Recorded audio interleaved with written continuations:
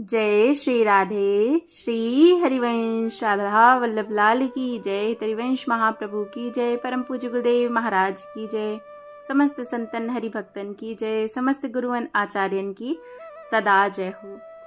बहुत बहुत स्वागत है सभी का। आइए सुनते हैं आज श्रीमद् भागवत के अनुसार श्री वृंदावन की क्या महिमा है। ब्रिज में एक वाक्य अति प्रचलित है। कौन सा वाक्य? वृंदावन सो वन नहीं, नंद गाँव सो गाँव, वंशी वट सो वट नहीं, कृष्ण नाम सो नाम। अर्थात श्री वृंदावन के बराबर संसार में कोई पवित्र वन नहीं है और नंदगाम के बराबर कोई गांव नहीं, वंशी वट के बराबर कोई वट वृक्ष नहीं है, कृष्ण नाम के बराबर कोई दूसरा नाम श्रेष्ठ नहीं है। जय हो। इस वृंदावन में भगवान श्री कृष्ण की चिन्मय रूप श्री राधिका साक्षात विराजमान है। वह साक्षात भक्ति रूपा हैं। इसीलिए इस वृंदावन में वास करने तथा भगवत सेवा इत्यादि करना अति लाभदायी है। ग्रंथ शिरोमणि श्रीमद् भागवत में सर्वत्र ही श्री वृंदावन की प्रचुर महिमा का वर्णन प्राप्त होता है। नंद महाराज के ज्येष्ठ भ्राता श्री उपनंद जी कह रहे हैं। क्या कह रहे हैं? नंदेश्वर तथा महावन के मध्य वृंदावन नामक एक स्थान है। यह स्थान अत्यंत उपयुक्त है क्योंकि इसमें पौधों तथा अन्य पशुओं के लिए रसीली घास, पौधे तथा लताएं हैं। वहाँ सुंदर बगीचे तथा ऊंचे पर्वत हैं और वह स्थान गोपों, गोपियों तथा हमारे पशुओं के सुख के लिए सारी सुविधाओं से युक्त है। उपनंद जी की यह सलाह सुनकर ग्वालों ने इसे एक मत से स्वीकार कर लिया और कहा, बहुत अच्छा, बहुत अच्छा। इस तरह उन्होंने अपने घरेलू मामलों की छानबीन की और अपने वस्त्र तथा अन्य सामान गाड़ियों पर रख लिए और तुरंत श्री वृंदावन के लिए प्रस्थान कर दिया। जय हो। इस तरह से वे सभी वृंदावन में प्रतिष्ठित हुए, जहाँ सभी ऋतुओं में रहना सुहावना लगता है। उन्होंने अपनी बैलगाड़ियों में अर्धचंद्राकार अर्धवृत्त बनाकर अपने रहने के लिए अस्थायी निवास बना लिया। जब राम तथा कृष्ण ने वृंदावन, गोवर्धन तथा यमुना नदी के तट देखे तो दोनों को बड़ा आनंद हुआ।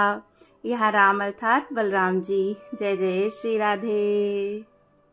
इतना ही नहीं, श्री धाम वृंदावन की महिमा का वर्णन करते हुए वेणु गीत में लिखा है, हे सखी, देवकी पुत्र कृष्ण के चरण कमलों का कोष पाकर वृंदावन पृथ्वी की कीर्ति को फैला रहा है।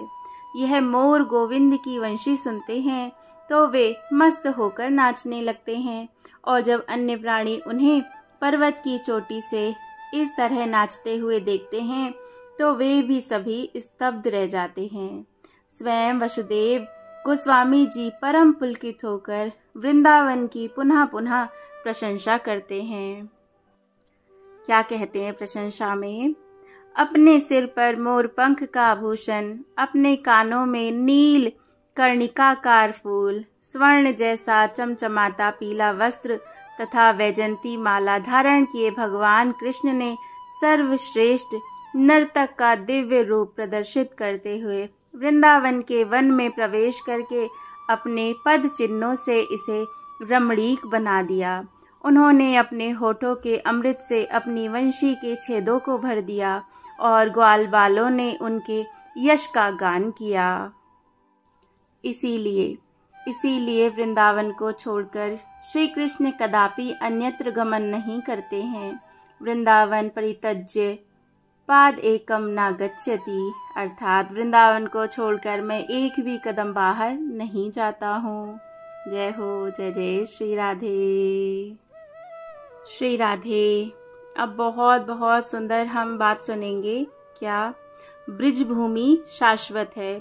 शाश्वत मतलब जिसका कभी अंत नहीं होता। एक बार नंद महाराज ने अपने भ्राता उपनंद से पूछा, हे गोपेश्वर, किसने पहले पृथ्वी का मान भंग करने के लिए यह ब्रजमंडल पहले दिखलाया था, यह मुझे बताओ। तब उपनंद ने कहा, इसी वाराह कल्प में पहले परम भगवान ने वराह रूप धारण करके अपनी दाढ़ पर उठाकर रसातल से पृथ्वी का उद्धार किया था। उस समय वराह भगवान की बड़ी शोभा हुई थी। जल में जाते हुए भगवान वराह से पृथ्वी ने कहा, क्या बोली पृथ्वी? पृथ्वी ने पूछा, सारा विश्व पानी से भरा दिखाई देता है, अतः बताइए आप किस स्थल पर मेरी स्थापना करेंगे? जय हो।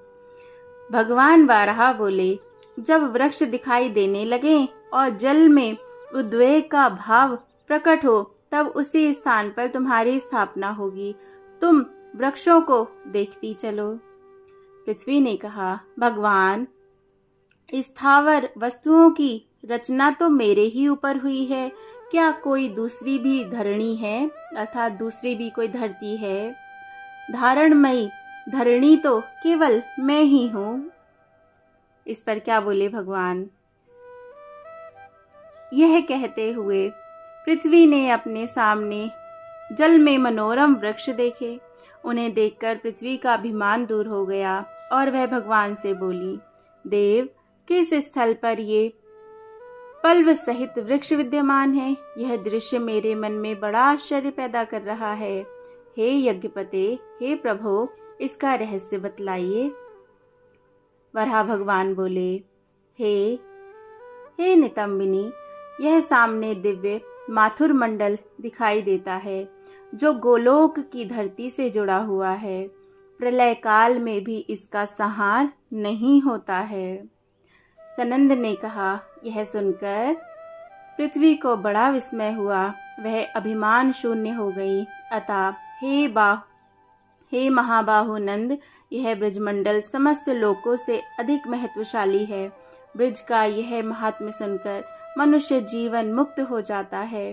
तुम माथुर ब्रजमंडल को तीर्थराज प्रयाग से भी उत्कृष्ट समझो। जय हो। जय जय श्री राधे। जय जय श्री राधे श्याम।